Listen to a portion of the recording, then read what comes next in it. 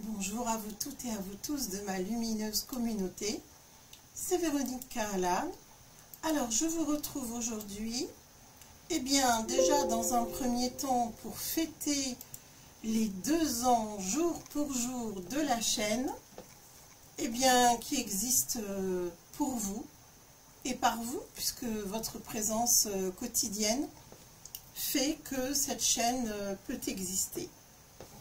Alors, comme à l'accoutumée, Indigo est sous le banc et il ronfle.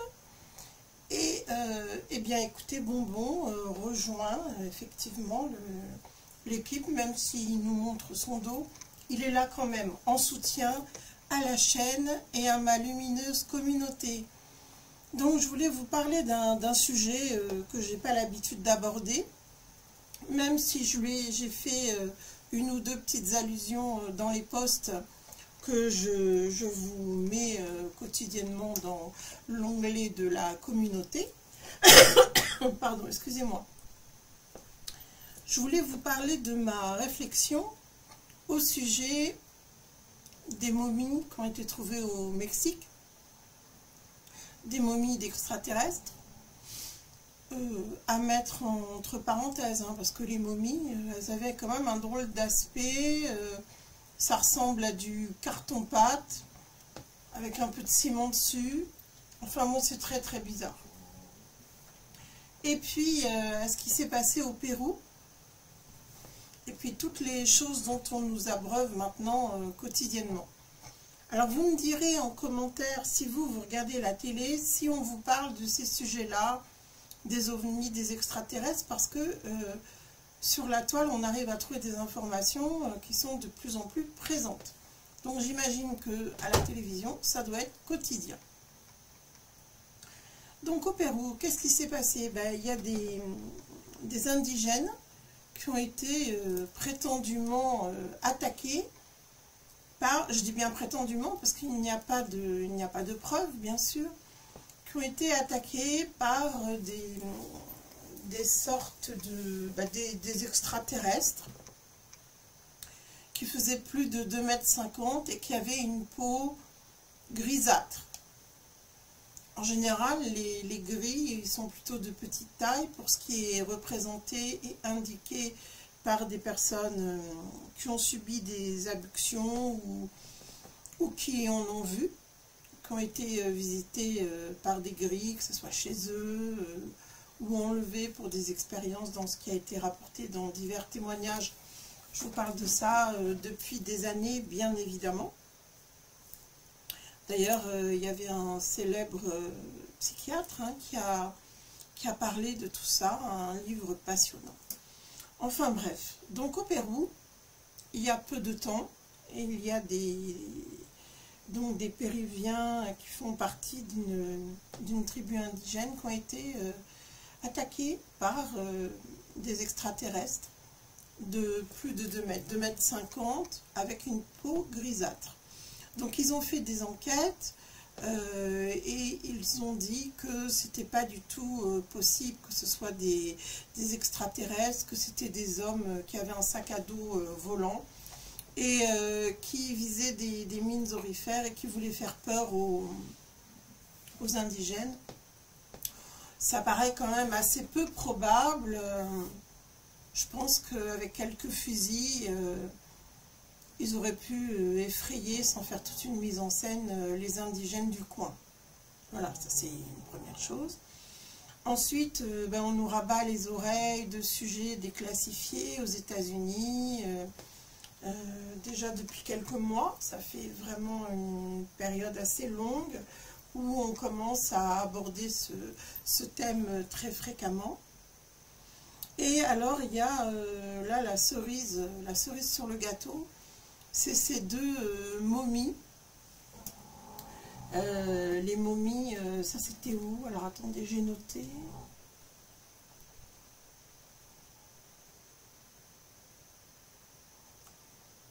Je crois que c'est au Mexique, je ne retrouve plus. Oui, je crois que c'est au Mexique. Donc des momies, 2 momies, celle d'une mère et d'une petite fille. Alors ça ressemble à, faites des recherches, hein, ça ressemble vraiment à du carton-pâte. On dirait qu'il y a eu un peu de plâtre mis là-dessus et visiblement, après enquête, ces prétendues momies soi-disant retrouvées intactes et exposées par le gouvernement au Mexique, en fait c'est avéré être des restants d'eau et de crânes d'enfants qui ont été utilisés pour reconstituer des soi-disant momies extraterrestres. Donc je trouve ça lamentable qu'on nous prenne pour des billes hein, de cette façon-là, qu'on essaye de nous faire croire tout et n'importe quoi, tout en sachant que je pense que vous avez eu vent, maintenant que vous êtes informés, éveillés, du fameux projet Blue et BIM. Vous comprenez pourquoi je modifie un petit peu le nom du projet, qu'ils ont l'intention de mettre en place en nous faisant croire, avec les sons et les lumières d'Hollywood, plus tous les projets ARP, avec tous les sons et lumières qu'ils peuvent mettre en place, quelques éclairs par-ci, quelques tempêtes par-là, pour nous faire croire à des choses qui seront diffusées dans le ciel, à une invasion extraterrestre. Donc là, on est en plein scénario hollywoodien qui pourrait surgir à travers le monde, et ici en France, bien évidemment. Donc, ce qu'ils font pour moi, c'est qu'ils tapent le terrain actuellement pour voir comment les gens réagissent. Alors, ce qui est intéressant, c'est que ces histoires de momies, ça n'a pas soulevé un vent d'intérêt particulier. Et en fait, ce qu'ils font là actuellement, c'est qu'ils nous mettent ces soi-disant révélations d'extraterrestres, de dossiers déclassifiés, comme quoi on aurait pu observer à travers le monde des ovnis, des extraterrestres. C'est une façon de mettre en scène leur fameux projet Blue et BIM. Alors, ce qui est très intéressant, c'est la non-réaction. Parce que la non-réaction, ça retarde l'application du plan. Vous avez remarqué, quand il y avait eu cette histoire du fameux ovni qui avait été aperçu dans le ciel, quand ils ont vu que personne ne réagissait en ce sens, qu'il n'y avait ni panique, ni affolement des populations, eh bien, tout simplement, ils ont décidé de nous faire croire au fameux ballon, vous savez, qui avait été envoyé par la Chine pour observer, pour espionner. Voilà, ça n'avait pas eu l'effet escompté, donc quand ils ont vu qu'il y avait une non-réaction, ils ont été obligés de, entre guillemets, démentir. Ce que je voulais vous dire, c'est que, bon, vous savez qu'ils ont l'intention de mettre en scène une invasion extraterrestre dans un but ultime d'instaurer leur fameux nouvel ordre mondial. Donc, il va falloir, dans les temps futurs, peut-être dans un futur pas si lointain que ça, eh bien, il faudra que nous soyons très vigilants. Il va falloir qu'on ait beaucoup de discernement, parce que il est évident qu'on n'est pas les seuls dans l'univers. Il est évident qu'il y a une vie extraterrestre bien plus évoluée que nous, petits humains. Et je pense que la manœuvre du gouvernement, c'est d'abord de nous enfermer, de nous contrôler et de nous mettre dans la dualité permanente. Rappelez-vous que moi je suis née dans les années 60, et dans les années 60, on entendait déjà parler de phénomènes ovnis, on entendait parler des petits hommes verts, comme on les appelait à l'époque. Et en fait, dès qu'on abordait ce sujet, eh bien, la personne était discréditée, tournée en ridicule, on voulait la faire taire, etc. Et regardez ce qui se passe. Aujourd'hui, on essaye de préparer l'opinion et on essaye de nous faire croire, enfin, on essaiera de nous faire croire à une invasion extraterrestre. Et pourquoi est-ce que je vous parlais de discernement? Tout d'abord parce qu'il va y avoir leur projet de nous enfermer, de nous enchaîner, de nous mettre en état d'esclavage, hein, parce qu'ils ont besoin de notre argent, donc de notre travail, et ils ont besoin malheureusement des plus jeunes enfants pour assouvir leurs pulsions démoniaques et pour pouvoir aussi faire des sacrifices. Donc quand je vous parle de discernement, pourquoi est-ce que j'évoque ça? Parce que je pense qu'à un moment donné, je pense qu'il y aura une présence extraterrestre qui se manifestera, une vraie, et je pense qu'eux, ils ne veulent pas qu'on sache. Je pense qu'il y a trop de choses qui ont été gardées secrètes jusqu'à présent, sans que ça cache réellement quelque chose. Soyons logiques quand même. Puis il y a l'intuition, il y a... Enfin, il y a l'expérience personnelle aussi que j'aborderai pas ici, mais on peut faire des observations. Enfin, on sait très bien que certaines personnes ont été en mesure de faire des observations par elles-mêmes. Alors, moi, ce que j'aimerais vous dire aujourd'hui, c'est qu'à un moment donné, je pense que la réalité va se mêler à la fiction. Il faudra qu'on ait beaucoup de discernement. Tout comme l'Antéchrist se manifestera, je pense que le Messie aussi se manifestera. Donc, vous voyez, on est dans des temps très troubles, très compliqués. Il va falloir ne pas croire tout ce que l'on voit, mais nous baser beaucoup sur notre ressenti, notre intuition et surtout nos convictions personnelles. Voilà ce que je voulais vous dire aujourd'hui. Et je tenais à fêter ces 2 ans, jour pour jour, de ma chaîne. Voilà, moi je suis très contente. 2 ans déjà de vidéos, de réflexion, d'analyse, de prédiction et d'accompagnement. En tout cas, ça c'était ma mission première. Et j'espère que vous continuez à apprécier mes tirages spirituels. Et aujourd'hui, bien sûr, je vais terminer par des tirages spirituels. Alors, comme vous le constatez, Bonbon est très bien installé. Donc, je vais vous montrer les cartes. Et je vais avoir bien, peu de place pour étaler mes jeux. Mais c'est pas grave. On va improviser. Les énergies de Bonbon sont pleines d'amour. Celles d'Indigo également. Donc là, on est dans de bonnes énergies. Que je partage avec vous, comme toujours. J'espère que vous allez bien en tout cas. Oups! Alors, on dit que ce qui tombe arrive.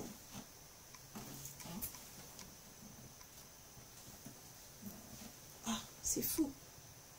C'est fou ce qui est tombé. Je vais vous montrer. Pardon, Bonbon.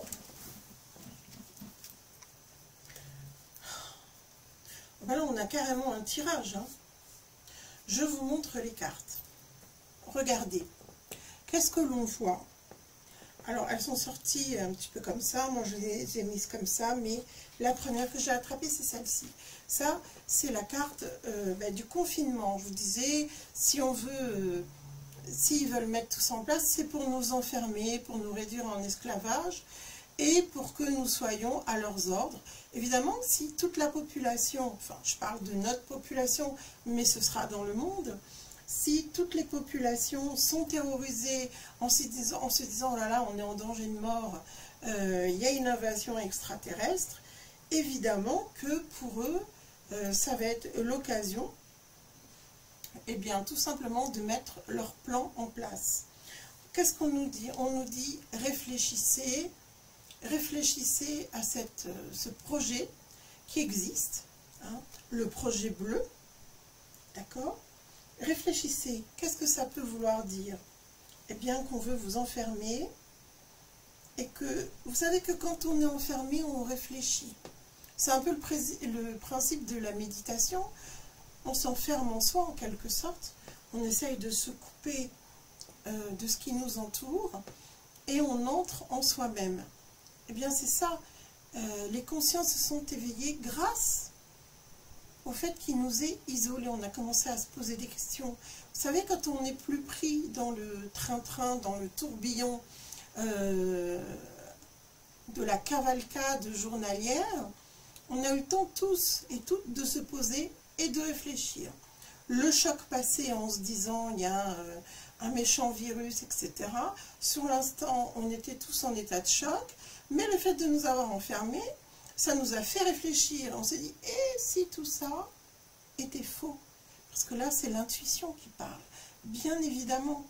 Donc, on va réfléchir au projet funeste, au projet diabolique qu'ils veulent mettre en place. Ils veulent que le monde soit gouverné par le mal. Donc, est-ce que cette histoire d'invasion extraterrestre, ça tient la route ou pas? Est-ce que ça ne serait pas une façon pour eux de recueillir des âmes? Ça peut conduire des personnes au suicide. Donc ça, c'est une âme qui est sacrifiée. C'est une âme qui ne peut pas trouver le repos. Ça, c'est une âme qui peut aller directement, eh bien, tout en bas, qui peut se retrouver complètement envahie, être la proie des forces du mal. Imaginez toutes les âmes faibles, épuisées, paniquées, qui pourraient succomber à un suicide. Vous savez qu'actuellement, on parle du suicide programmé, hein, le fait de demander à partir par une sédation, c'est un suicide programmé. Il ne faut pas se leurrer sur le fond. Sur la forme, c'est dit avec d'autres mots, mais en réalité, c'est bien de ça dont il s'agit. Eux, ce qu'ils veulent, c'est bâtir un nouveau monde. Alors, il y a un reflet là sur la carte. Ils veulent bâtir un nouveau monde. Ils veulent faire naître un nouvel ordre, d'accord? Donc, imaginez les enfants qui naîtraient dans ce contexte-là, complètement happés par la panique environnante. Il faut se dire qu'il y aura un grand tumulte pour imprégner les esprits et que beaucoup de gens verront effectivement les signes de la fin des temps et seront prêts à succomber à n'importe quelle perversion et à dire oui au mal uniquement dans le but de sauver leur peau. Alors je regarde ce que nous pouvons avoir à présent comme message, puisque déjà toutes ces cartes sont tombées. Je vais les mettre là, les cartes. On a un petit peu de place ici.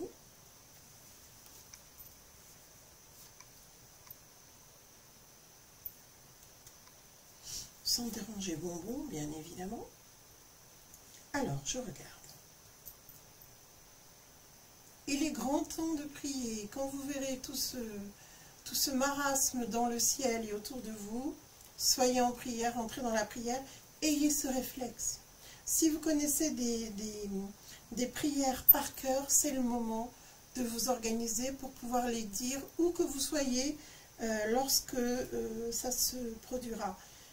Ça vous écartera du malheur, ça vous écartera de ces plans complètement diaboliques et mis en scène.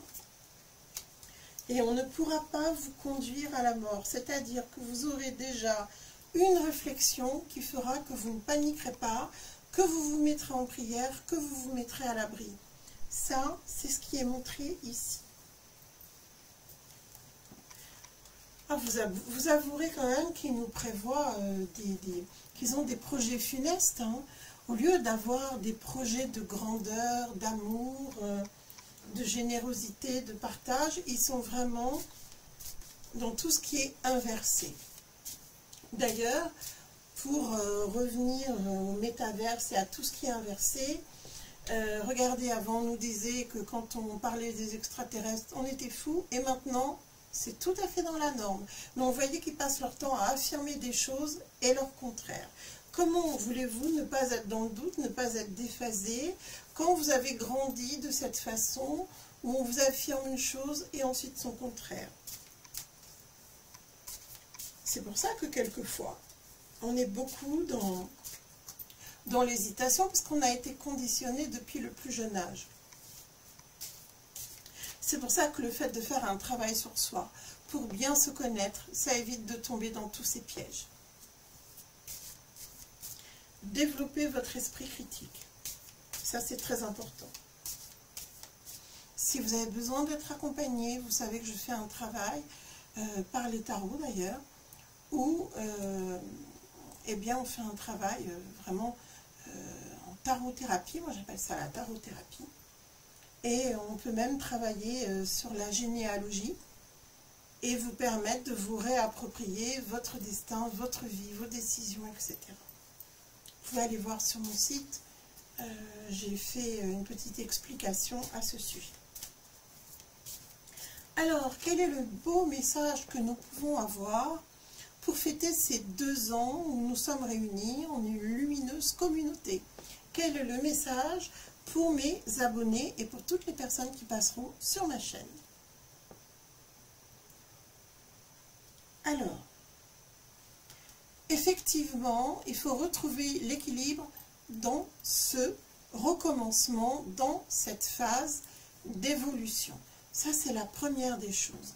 Retrouver l'équilibre par la prière, par la joie, par la petite voix intérieure, et puis par la possibilité de s'améliorer. La plus belle version de soi, c'est quand on se connaît, quand on travaille sur soi, quand on décide d'évoluer pour le meilleur.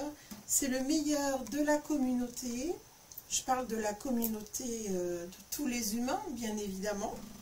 Pourquoi pas pour la nôtre aussi, qui est toute petite, mais bon, c'est notre communauté à nous. Alors, vous voyez, ça c'est très intéressant parce que ce qu'on nous demande là, c'est de nous tenir prêts.